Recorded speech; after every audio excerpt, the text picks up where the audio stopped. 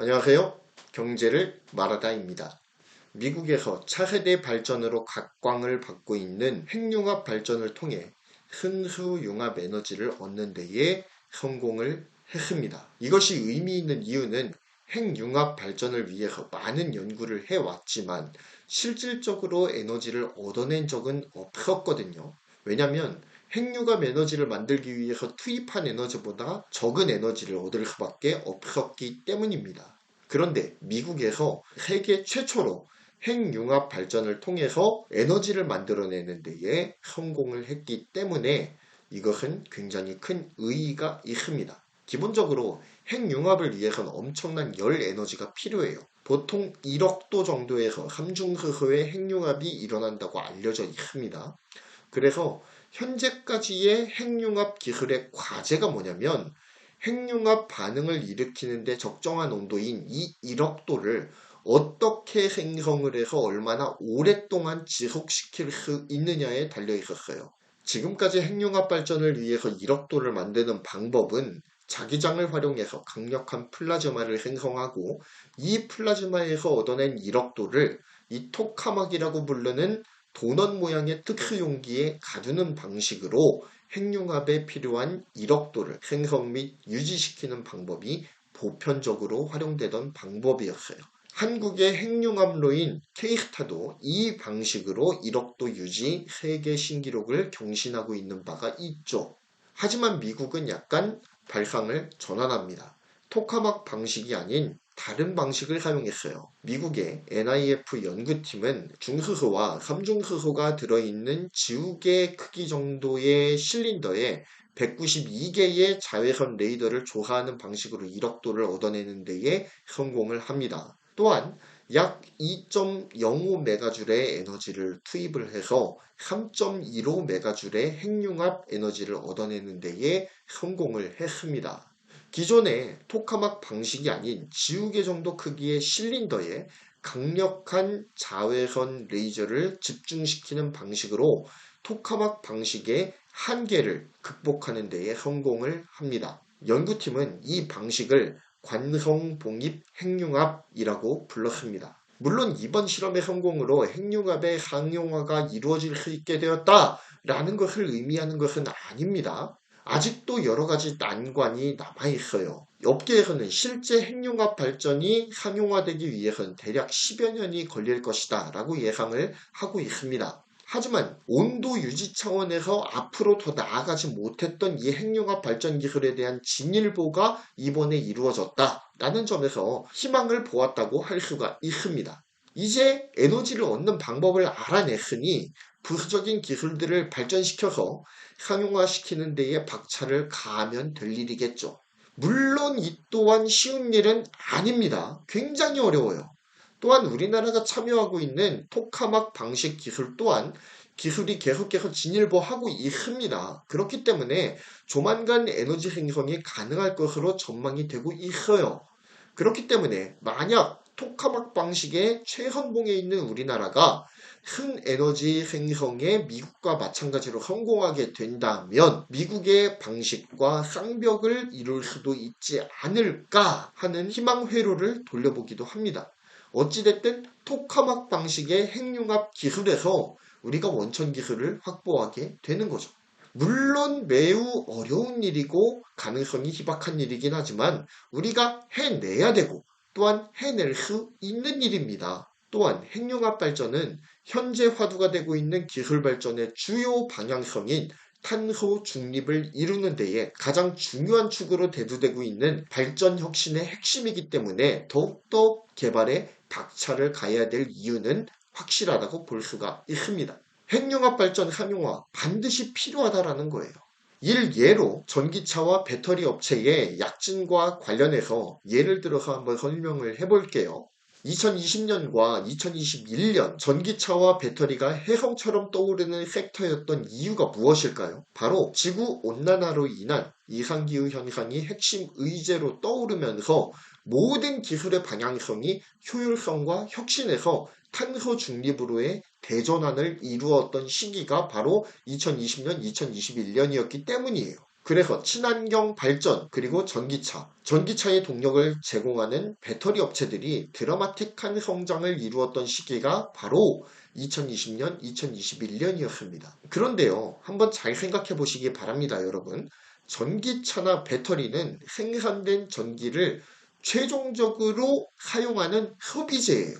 실제 이들이 소비하는 전기가 어떻게 생산되는지를 한번 생각해 보면 아직 탄소 중립은 먼 길이다 라고 하는 결론에 도달할 수가 있습니다. 다음은 에너지 정책 소통센터에서 발표한 데이터로 보는 글로벌 에너지 시장의 현 주소라는 보고서를 기초로 통계를 산출해 보았습니다. 일단 현재 세계에서 가장 높은 비중을 차지하는 발전 자원이 무엇일까요? 애석하게도 석탄입니다. 전체 에너지원의 59%를 차지하고 있어요. 다음 그래프를 보시면 코로나19 창궐로 인해서 전 세계 사람들이 집에 머무르는 시간이 증가했습니다. 그러면서 전력 수요 또한 폭증했습니다. 이 사실을 보여주는 그래프예요. 반면 기후변화 대응에 나선 세계는 친환경 발전에 적극적으로 투자하기 시작하면서 지금까지 주도적으로 사용했던 석탄 발전을 도태시키는 과정 가운데 있었죠. 하지만 석탄 발전을 도태시키고 친환경 발전으로 발전량을 충당하려다 보니 문제점이 한두 개가 아닌 거예요. 게다가 폭증하는 전력 사용량을 충당할 수도 없었습니다.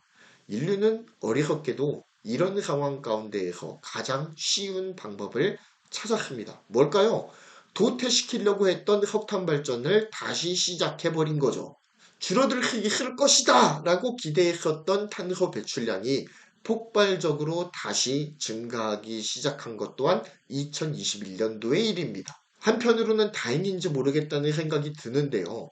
2022년 들어서 러시아 우크라이나 전쟁이 터졌죠. 또한 주요국들은 강력한 긴축 정책을 펼치기 시작합니다. 그 여파로 불어닥친 주요 산업들의 침체로 인해서 경기가 둔화되고 있죠.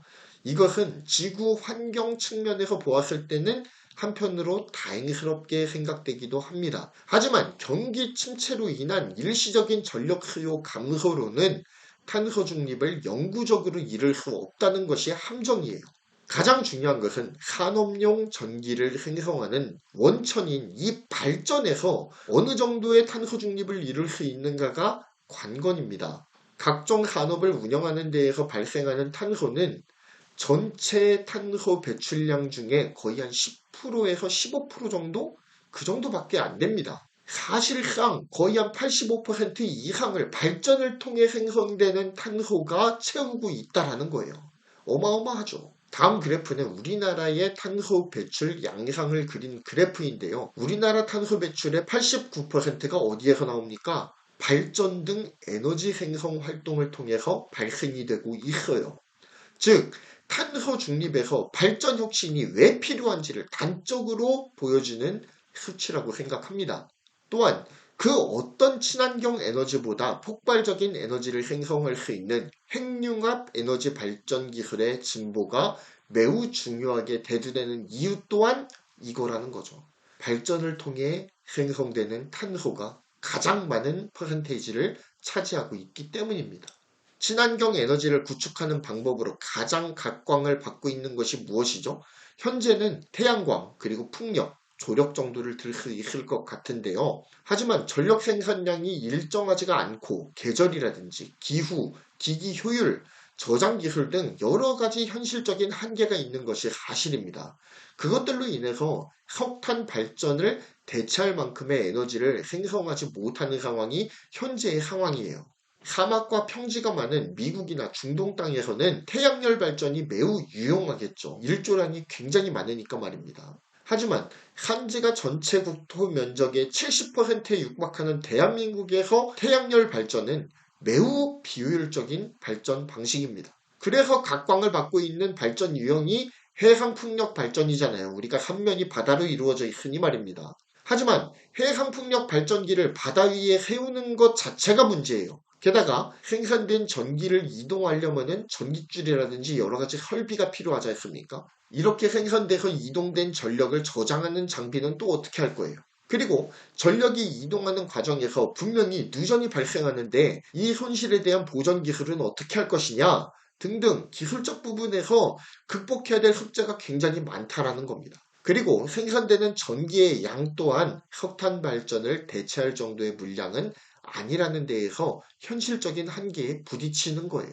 하지만 핵융합 발전은 우라늄을 주 원료로 하는 원자력 발전에 비교했을 때 약 3배에서 4배의 에너지를 얻어낼 수가 있습니다. 굉장히 폭발적이고 드라마틱한 전기 생산량의 증가를 도모할 수 있다는 장점이 있죠. 게다가 현재의 원자력 발전은 무슨 문제가 있을까요? 우라늄 235가 핵분열하면서 얻어지는 에너지로 발전을 합니다. 굉장히 효율적인 발전 시스템이에요. 하지만 방사성 폐기물이 생성된다는 치명적 약점이 있습니다. 폐기물 처리에도 골치가 아파요. 하지만 핵융합 발전은 핵폐기물 생성의 위험이 없다라고 하는 거대한 장점을 가지고 있습니다. 다만 아직 완성되지 않은 꿈의 기술이라는 엄청난 치명적인 한계가 존재하죠. 이번에 미국을 통해서 핵융합 발전에 물꼬가 트인 것이나 마찬가지거든요. 이를 계속적으로 발전시켜서 빠른 핵융합 발전의 상용화가 이루어짐을 통해서 진정한 탄소 중립을 실현하는 날이 오기를 기원해 봅니다. 감사합니다. 경제를 말하다였고요. 구독, 좋아요, 알림 설정 부탁드립니다. 감사합니다.